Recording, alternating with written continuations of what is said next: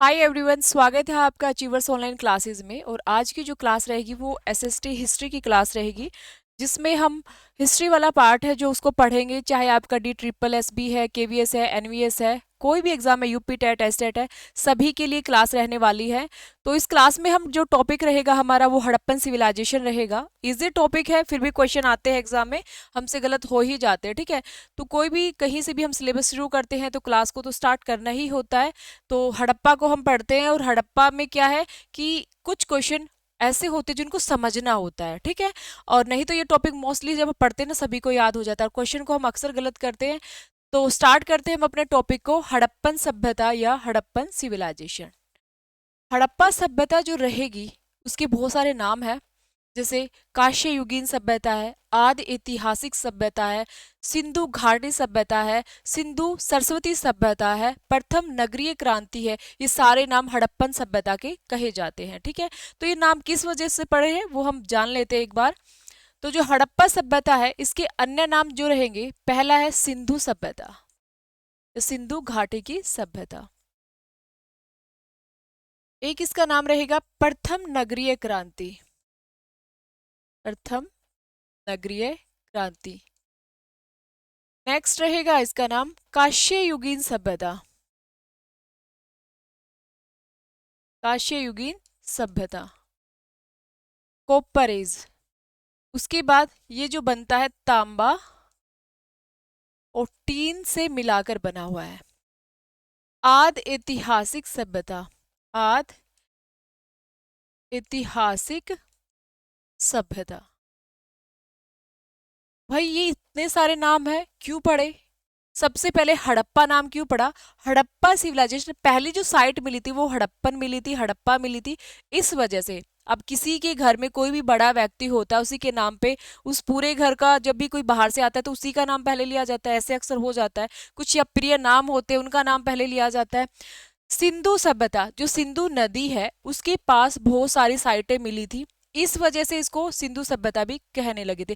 बाद में तो फिर सरस्वती नदी है या फिर रावी है, ये वाली बहुत सारी नदियां, इनके पास बहुत सारी साइटें जो मिलने लगी थी, ठीक है। प्रथम नगरीय जो क्रांति है, प्रथम नगरीय क्रांति मतलब नगरों का जो विकास था पहली बार यहीं पर जानने को मिला था, ठीक है। उसके बाद तो हम द्वितीय नगरीय क्रांति भी पढ़ते हैं। तो जो प्रथम नगरीय क्रांति थी, नगरों का एक बहुत ही अच्छे सिस्टमेटिक तरीके से विकास होना, जो शहरों को एक अच्छे से बसाया गया था, उसमें घरों को नियोजित तरीके से, घरों में क्या था, उनकी घरों की दीवारों के बाहर अच्छे से सिस्टम से नालियां थी, नालियों को ढके हुए था, ठीक है। सारा पानी जो घरों से बाहर नालियों में आता, नालियों से बाहर गांव से एक हौज में या शहर से बाहर निकलता था, तो एक हौज बना होता था, ठीक है। छतें ऐसे ढलान की तरह थी, पानी गिरता था, सब पानी गलियों से बाहर चला जाता था नालियों से। तो एक तरह से क्या था, बहुत सारी यहाँ पे सुविधाएं थी, प्रकाश अच्छे से जाता था, पानी की सुविधा थी, बड़े बड़े अन्नागार, जलाशय यहाँ पे मिले हैं, ठीक है। जैसे हमने धोलावीरा में पढ़ेंगे, बड़ा सा जल कुंड वहां उसके साक्ष्य यहाँ पे मिले हैं, ठीक है। स्टेडियम के साक्ष्य यहाँ पे मिले हैं। मतलब नगरों में हर तरह की सुविधाएं थी, टीलों को बनाया गया है, इधर दुर्ग बना है, इधर पश्चिमी टीला, पूर्वी टीला, ऐसे करके। तो क्या था, नगरों को एक सिस्टम से बसाने के लिए इनको नगरीय क्रांति कहा गया था। कांस्य युगीन सभ्यता, कांस्य का प्रयोग हुआ है। और आद ऐतिहासिक सभ्यता का मतलब है अधूरा अधूरा सा ज्ञान, ठीक है, लिखा गया पर उसको पढ़ा नहीं गया। तो आदि ऐतिहासिक काल क्या होता है, जो साक्ष्य लिखे हुए तो मिलते हैं मगर पढ़े नहीं जाते, उनको आदि ऐतिहासिक काल कहते हैं। तो ये आदि ऐतिहासिक काल या आदि ऐतिहासिक सभ्यता ही है, क्योंकि इसकी लिपि को आज तक पढ़ा नहीं गया है। और बहुत बार कोशिश भी की गई है, पर कार्य चल भी रहा है, पर लिपि इसकी अब तक पढ़न में ना आई, ठीक है। उसके बाद नेक्स्ट है इसके बारे में भाई, ये सारे इसके नाम है। अब ये जो सभ्यता है आपकी, इसकी जो खोज है वो कौन कर रहा है, स्टार्ट कहाँ से हो रही है, कौन बता रहा है आपको भाई ये आपकी सभ्यता है? तो सबसे पहले एक अंग्रेज के बारे में हम पढ़ते हैं ना एनसीईआरटी में, 1826 में चार्ल्स मेसन, ठीक है। चार्ल्स मेसन, ये भाई सबसे पहले आपको जानकारी दे रहा है कि एक अंग्रेज था, और आपको कह रहा है कि यहाँ जो एरिया है यहाँ पे कोई सभ्यता है, सिर्फ जानकारी, ना कि इसने इस पे कोई कार्य किया। मतलब इसकी नजरों में पहली बार आई ये चीजें। सबसे पहले चार्ल्स मेसन की बात करते हैं। उसके बाद इसने कुछ भी नहीं किया, बस सिर्फ जानकारी इसके थ्रू मिली स्टार्टिंग में। 1853 में, जब आपको पता रेलवे ट्रैक बनाया जा रहा था, और जिसमें लाहौर और ये आपका सिंध वाला एरिया, यहाँ से सिंध से लाहौर तक जो रेलवे लाइनें बिछाई जा रही थी, तो यहाँ पे भी ये टाइम था किसका था भाई, कनिंगम का। कनिंगम के समय में बर्टन बंधुओं द्वारा, ब्रिटेन बंधु थे ना जो,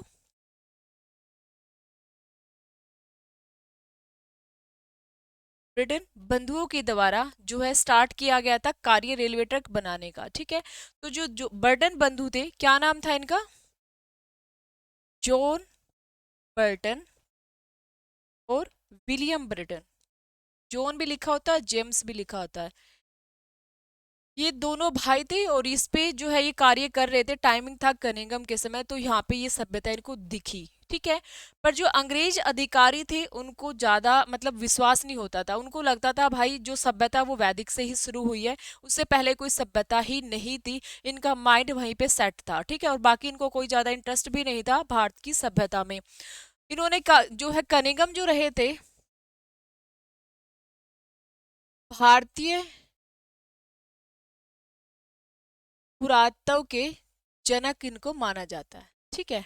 जो भारतीय पुरातत्व के जनक इनको माना गया है कनिंगम का। इनके समय में जो रेलवे ट्रैक बिछाया जा रहा था, दो बर्टन बंधु काम कर रहे थे, जो मेन हेड थे वो कनिंगम थे। उन्होंने बताया भाई यहाँ पे कोई सभ्यता है, बट कोई ध्यान नहीं दिया, वहां की ईंटें वीटें उखाड़ी और वो रेलवे ट्रैक में ही उसको यूज कर लिया, कोई ज्यादा उस पर काम नहीं किया गया था। फिर इसमें जो मेनली अच्छे से कार्य हुआ था वो 1921 में हुआ था, हम भी पढ़ते हैं ना उसको, दयाराम साहनी को, ठीक है। तो ये टाइम था उस वक्त जॉन मार्शल अध्यक्ष था किस चीज का, जॉन मार्शल, पुरातत्व विभाग का,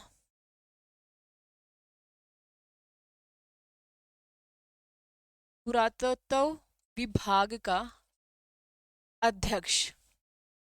ये जनक नहीं है, ये अध्यक्ष है। जॉन मार्शल, हम अध्यक्ष की बात करें। जो पुरातत्व विभाग है, जो किसने बनाया था, लॉर्ड कर्जन के टाइम में ये बना था, लॉर्ड कर्जन।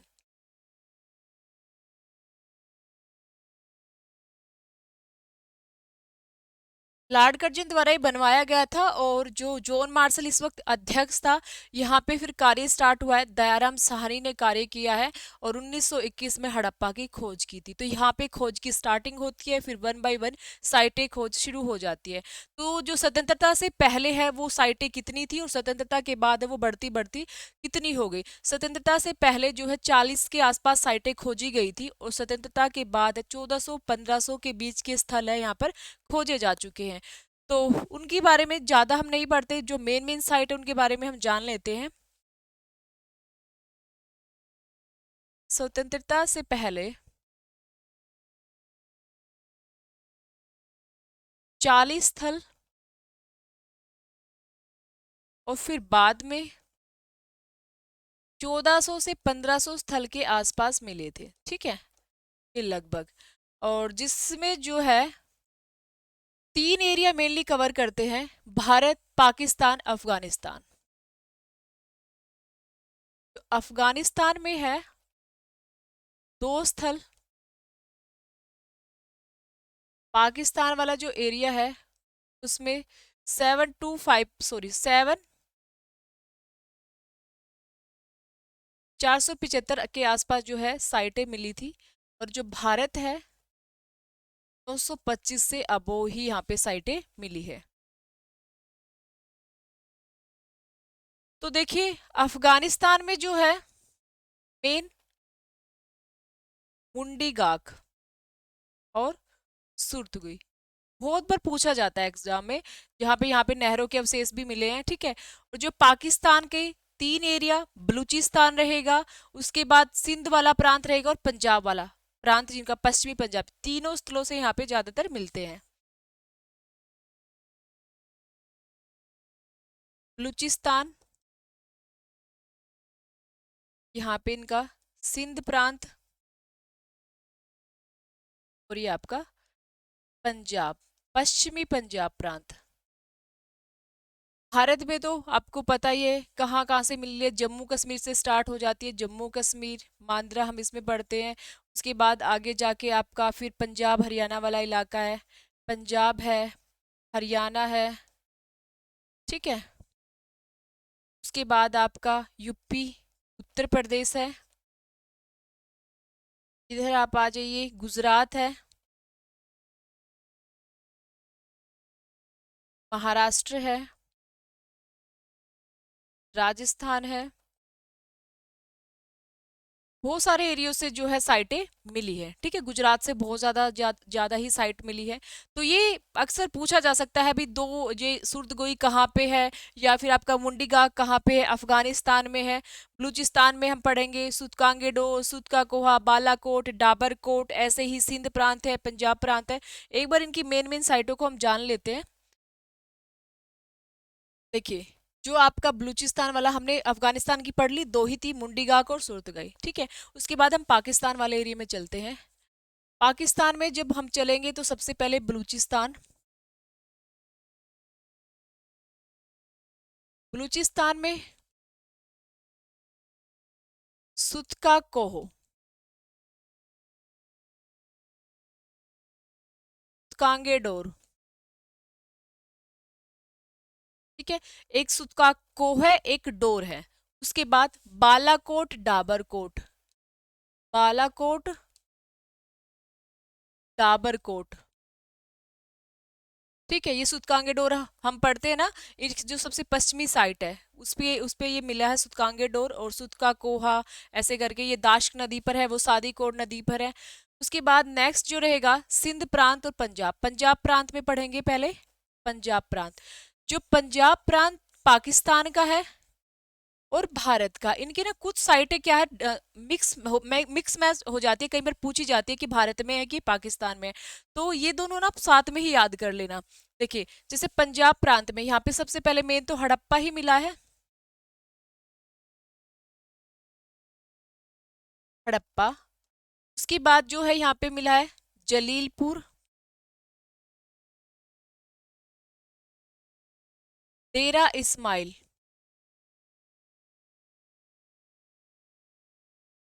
रहमान डेरी,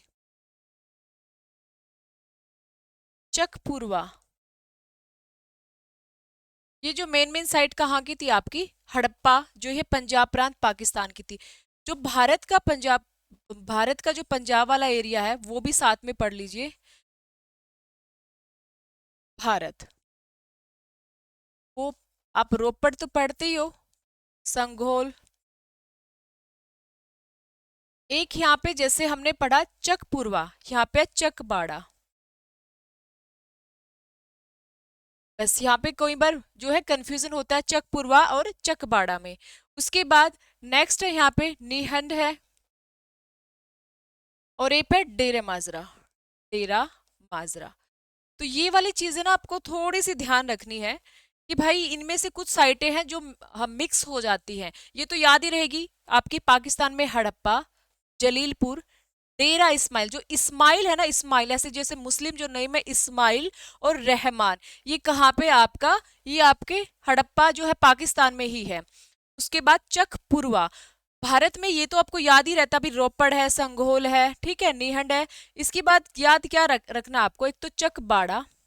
भाई बाड़े बूढ़े यहीं पे होते हैं हमारे हरियाणा पंजाब में ही, बाड़े वगैरह, तो ये भारत में ही है। और एक है डेरा माजरा, ये भी आपने अक्सर सुना होगा, डेरा माजरा, तो ये माजरा वाला भी आपको याद रखना, ये भारत में है। बाकी जो ऊपर वाली साइटें हैं वो सारी आपकी पाकिस्तान में। ठीक है, तो इनको एक दोनों को एक साथ पढ़ना है। अभी चलते हैं जो सिंध प्रांत है।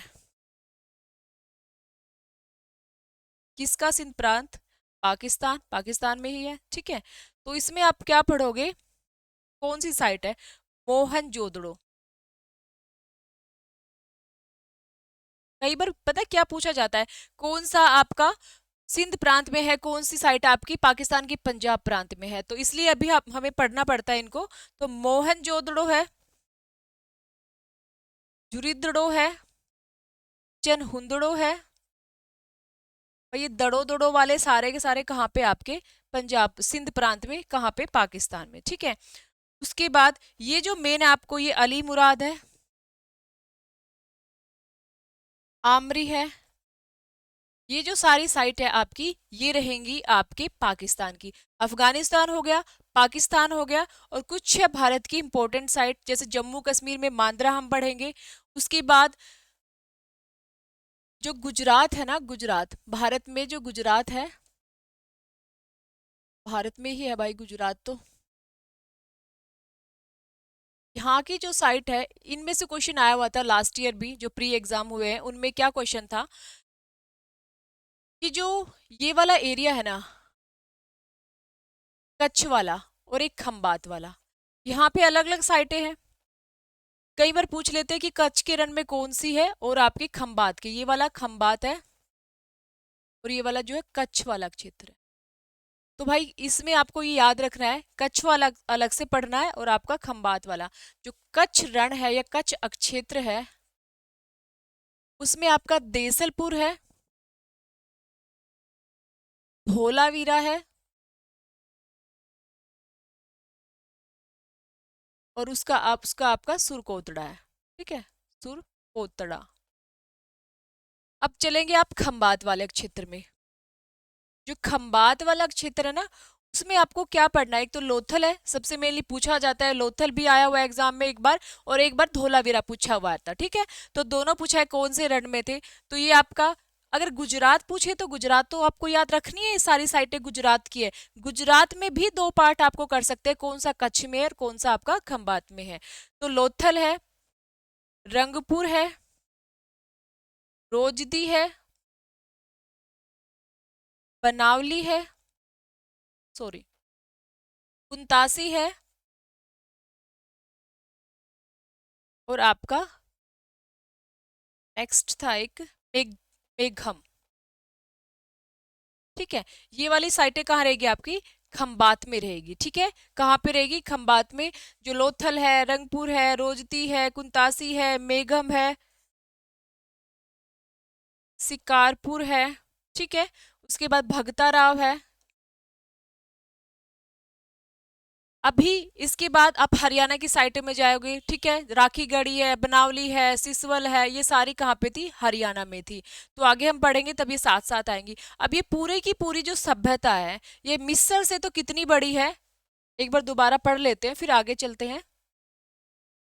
देखो, पहले इनके नाम आपको याद रखने हैं। स्टार्टिंग में इसके बारे में जानकारी चार्ल्स मेसन दे रहा है। उसके बाद रेलवे ट्रैक 1853 में बनाया जा रहा था। ठीक है, सिंध से लाहौर, लाहौर से सिंध। उसमें जो है उस वक्त जो कार्य करवाने वाला कौन था, कनिगम था। कर कौन रहते, दो बर्टन बंधु। ठीक है, उसके बाद कनिगम जो है पुरातत्व विभाग के जो है जनक रहे हैं, पुरातत्व विभाग के, या हमारे पुरातत्व के जो है जनक यही बोले जाते हैं। 1921 में जॉन मार्शल की अध्यक्षता में दयाराम साहनी ने सबसे पहले हड़प्पा की खोज की थी। स्वतंत्रता से पहले 40 साइटें मिली हैं, उससे बाद में जो है 1400 से 15 को लगभग जो साइट मिली है। अफगानिस्तान में सिर्फ दो ही मिली है, मुंडीगाक और सुरतगोई। सुरतगोई जो है नहरों के अवशेष यहाँ से मिले हैं। नहरों के अवशेष पूछे जाए तो सुरतगोई से, पानी के जो अवशेष पूछे जाए तो वो आएंगे धोलावीरा से। ठीक है, बहुत सारा ज्यादा मात्रा में पानी या तालाब या जलकुंड वो कहाँ से मिले हैं, धोलावीरा से। उसके बाद पाकिस्तान में जो मिली है 475 है, करीबन बलूचिस्तान, सिंध प्रांत और पश्चिमी प्रांत में ही ये पाई जाती है। भारत से 925 के अबव है। जम्मू कश्मीर, पंजाब, हरियाणा, यूपी, गुजरात, महाराष्ट्र, राजस्थान। ठीक है, जैसे दैमाबाद हम महाराष्ट्र में पढ़ते हैं। उसके बाद आपका पंजाब, ये आपका मांद्रा यहाँ पे पढ़ते हैं। ठीक है, पंजाब वाली हमने पढ़ ली। यूपी में आपका जो रहेगा, यूपी में आपका मेल तो आलमगीरपुर है, फिर बड़ा गांव है, हुल्लास है, वो सारी रहेंगी। उसके बाद गुजरात है, अभी हमने पढ़ी है गुजरात की साइटें भी। ठीक है, तो आगे चलते हैं। ये सारी साइट हमने पढ़ ली है। मिलान करने में आपसे पूछ सकते हैं कौन सी कहाँ पे है। सुत का कोहा, डोर, ये दोनों कोट वाले भाई, डाबर कोट, बालाकोट कहाँ पे आपके, बलूचिस्तान में है। फिर पंजाब प्रांत है आपका हड़प्पा, जलीलपुर, डेरा इस्माइल, रहमान डेरी, चकपुरवा, ये मैंने आपको बताई दी कैसे करके आपको याद करने हैं। चकबाड़ा कहाँ पर है और चकपुरवा कहाँ पर है। ठीक है, उसके बाद ये कच्छ रण की और खंबात की साइटें आपको अलग अलग से याद रखनी है कि कौन सी कच्छ में थी और कौन सी आपकी खंबात में थी, वो आपको याद रखनी है। ठीक है, तो ये जो आपकी सभ्यता है वो कौन से आकार में फैली हुई है, त्रिभुज आकार में। ठीक है, सभ्यता का आकार त्रिभुजाकार है।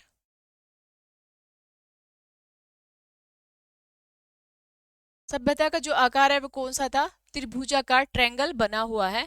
और कैसे कैसे बना हुआ, जैसे हमने अभी जाना, ये वाला जो एरिया है ये आपका मांद्रा, जम्मू कश्मीर।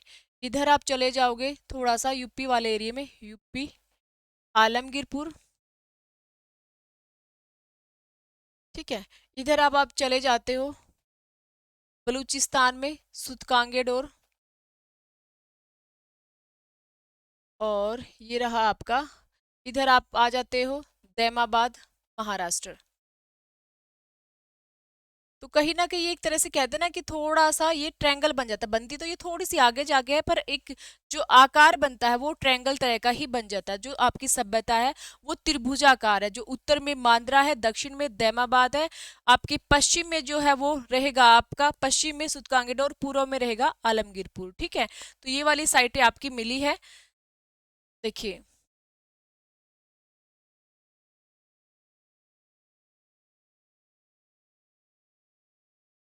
साइटें जो है मेन मेन ही हमें पढ़नी होती है, जो हमसे पूछी जाती है ज्यादातर, नहीं तो ये बहुत सारी हम कब तक भी इनको पूरा करते रहें, ये नहीं पूरी होती। अब आप देखिए थोड़ा सा ना इसका हम जान लेते हैं कि ये जो यूपी वाला एरिया है भी, यहाँ पे कौन सी मिली है, आलमगीरपुर, आलमगीरपुर। नदी कौन सी है यहाँ पे, नदी हिंडन। यहाँ पे जो जम्मू कश्मीर वाला एरिया है यहाँ पे मांद्रा।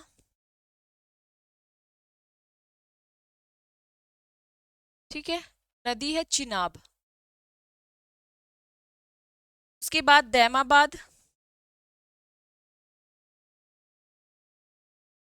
महाराष्ट्र। ये आपका है यहाँ पे बलूचिस्तान सुतकांगेडोर।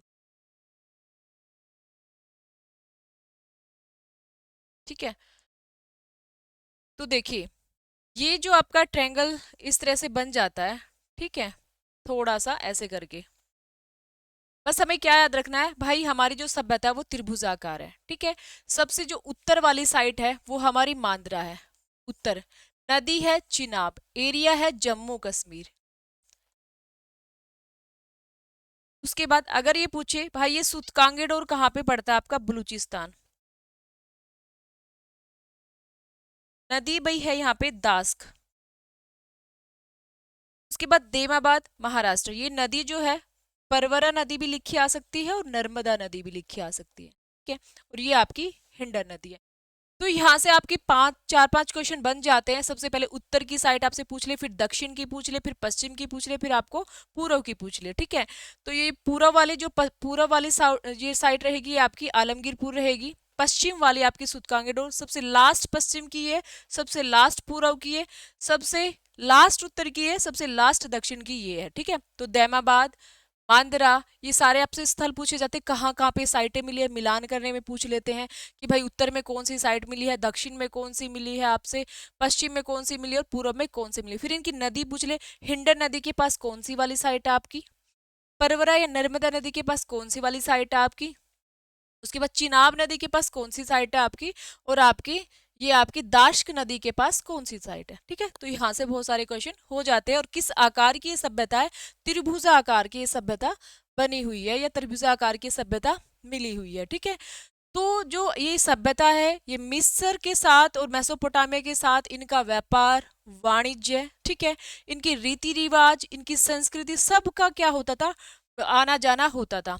जो यहाँ की कुछ चीजें हैं, परंपराएं हैं, संस्कृति, उनका भी आदान प्रदान यहाँ पे मिला है इन सभ्यताओं का। ठीक है, तो इनमें से जो हम मेन मेन सभ्यता पढ़ते हैं, सबसे पहले हम हड़प्पा को पढ़ेंगे, मोहनजोदड़ो को पढ़ेंगे, उसके बाद हम कालीबंगा है, लोथल है और बनावली है, इन सब के बारे में हम पढ़ेंगे। फिर थोड़ा थोड़ा हम दूसरी जो सभ्यता है उनके बारे में जो जो मेन क्वेश्चन पूछे जाते हैं वो भी हम पूछे थोड़ा सा जानेंगे। तो मेनली जो सबसे पहले 7 सभ्यताओं के बारे में पढ़ते हैं, 7 नगर नोट सभ्यताएं। ठीक है, तो जिसमें सबसे पहले रहेगा आपका हड़प्पा।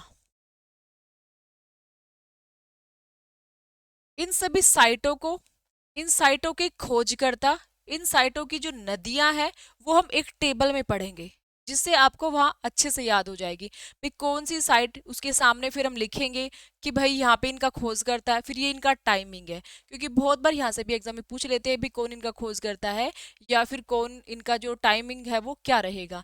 तो हड़प्पा सभ्यता में सबसे पहले तो हम ये जानेंगे कि ये कहाँ पे पड़ती है, अभी अभी हम पढ़ के आए हैं। ठीक है, हड़प्पा सभ्यता जो है वो अभी अभी हम पढ़ के आए हैं, वो कहाँ से शुरू होती है, कहाँ थी, ये आपको याद रखना है। तो इसका जो जिला रहेगा वो मोंटगोमरी था, और नदी जो रहेगी वो रावी थी, नदी रावी। और प्रांत तो अभी अभी आपने पढ़ा, तो याद करो कौन सा प्रांत था इसका, पंजाब प्रांत। अब है ना इसमें इसका खोजकर्ता दयाराम साहनी, किसकी अध्यक्षता में, जॉन मार्शल, जॉन मार्शल की अध्यक्षता में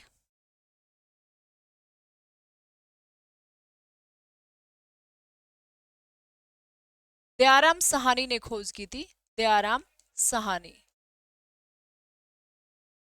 टाइमिंग जो रहेगा वो 1921। इसके जो हेल्प करने वाले थे आगे इसमें और कौन थे भाई, साथी थे, माधव स्वरूप वत्स भी थे, जो इनके सहायक रहे थे। ठीक है, तो जॉन मार्शल का संबंध भी इससे जुड़ा हुआ है, दयाराम साहनी का भी है, माधव स्वरूप वत्स का भी है। टाइमिंग 1921 है। नदी याद रखनी है, मेनली नदी रावी नदी है, जिला मोंटगोमरी है, और आपका प्रांत पूछ ले तो पंजाब प्रांत आपका रहेगा इसमें। ठीक है, इसमें जो मार्टिमल हिलर है वो भी इनकी हेल्प करते हैं, मार्टिमल हिलर।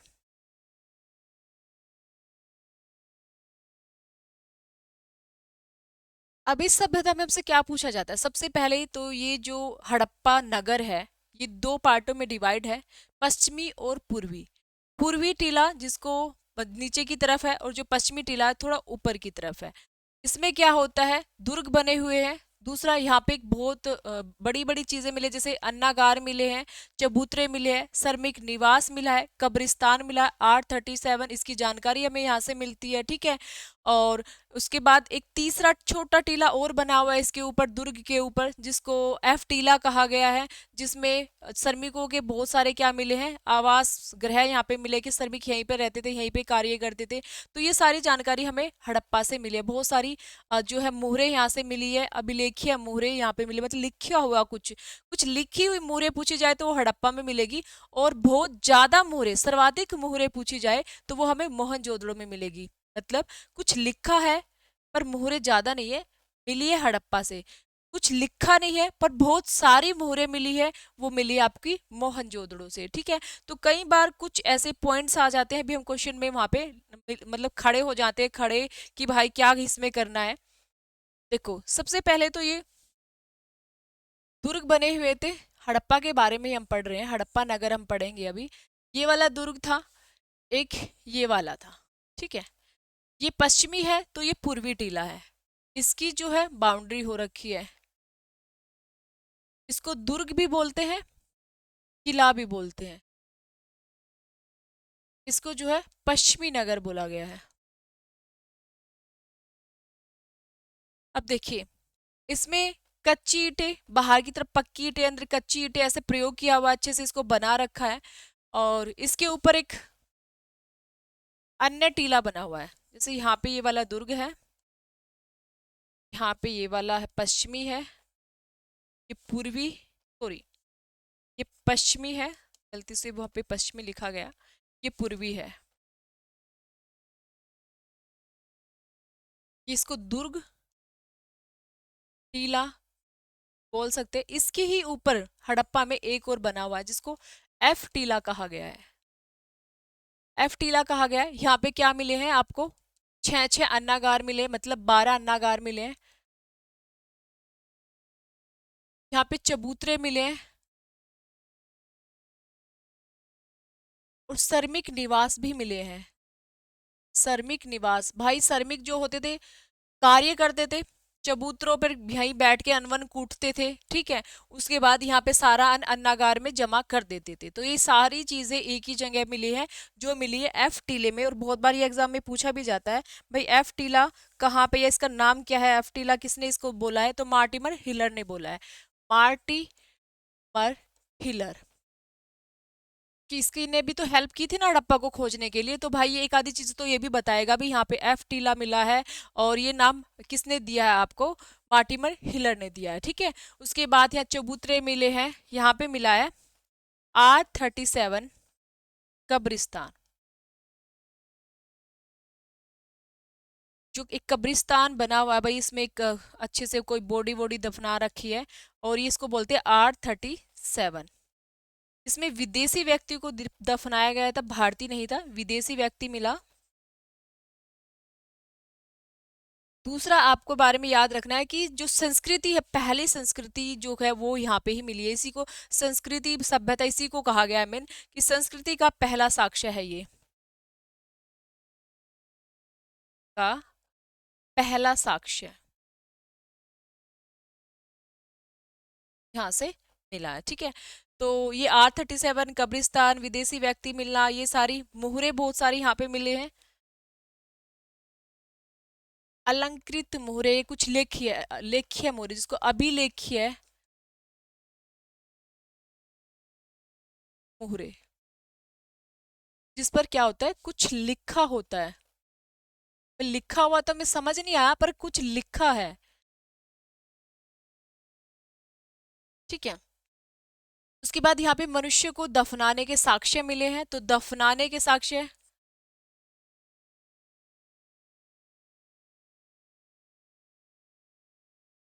अभी अगर दफनाने के साक्ष्य नहीं कहाँ नहीं मिले हैं, तो वो आपके मेसोपोटामिया में नहीं मिले हैं। ठीक है, वहां पे आपको दफनाने के साक्ष्य नहीं मिले हैं, वहां पे जलाने के साक्ष्य मिले हैं। ठीक है, कि भाई वहां पे ना बॉडी को जलाया जाता था, ऐसे कहीं कहीं साक्ष्य मिले हैं। तो दफनाने की पढ़े तो आपको हड़प्पा में पढ़ना है,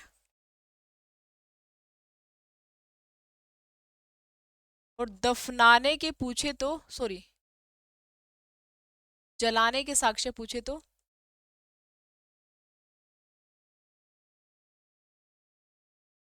मोहनजोदड़ो। ठीक है, उसके बाद नेक्स्ट जो है इसके बारे में, यहाँ पे एक देवी, जैसे उर्वरा की देवी जिसे कहते हैं, उनके जो पेट है, नाभि है, उसमें से एक पौधे को निकलते हुए दिखाया गया है। कहीं ना कहीं इसको उर्वरता की देवी या माता के रूप में इसको कहा गया है, कि भाई एक माँ मतलब देवी है, इसकी पूजा होती थी, ऐसे इसके बारे में कहा है। तो उर्वरता की देवी की मूर्ति यहाँ पे मिली है, और ये भी आप लिख सकते हैं।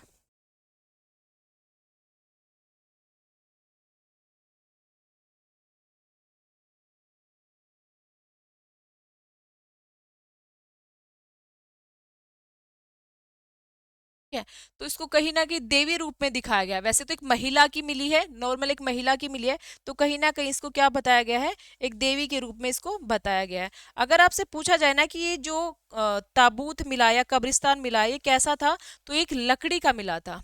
ठीक है, लकड़ी का जो है ये मिला था, तो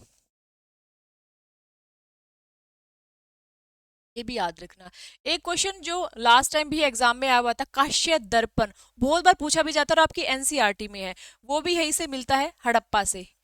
काश्य दर्पण, यहाँ पे एक मछुआरे का चित्र भी मिला है,